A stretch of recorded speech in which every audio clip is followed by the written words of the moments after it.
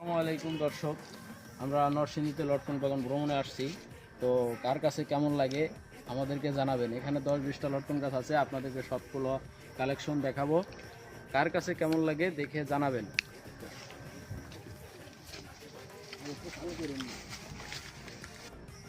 প্রিয় দর্শক, তো আমরা আরেকটা গাছ দেখানোর চেষ্টা করতেছি। এই হলো আরেকটা গাছ, দেখেন। তো প্রত্যেকটা গাছে অবিশ্বাস্য অবিশ্বাস্য, মানে এটা আপনাদেরকে বলে বোঝাইতে পারবো না যে কি পরিমাণে লটকন ধরছে গাছে। কার কাছে কেমন লাগে, আশা করি সবাই দেখবেন, দেখে জানাবেন কার কাছে কেমন লাগছে।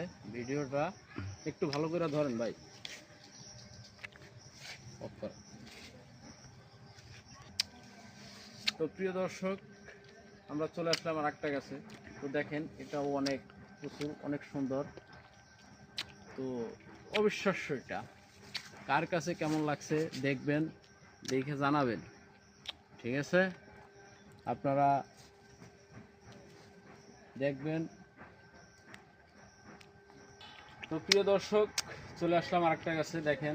এটাও সেই অসাধারণ অসাধারণ, অবিশ্বাস্য, মানে আপনাদের কি বলবো। প্রত্যেকটা গাছে আপনারা দেখলে বুঝতে পারবেন। তো প্রত্যেকটা গাছে সেই অসাধারণ লটকন ফল ধরছে, অসাধারণ, মানে যা বলার মতো না। তো আপনারা দেখলে বুঝতে পারবেন যে এই যে আমরা আরেকটা গাছ দেখাই।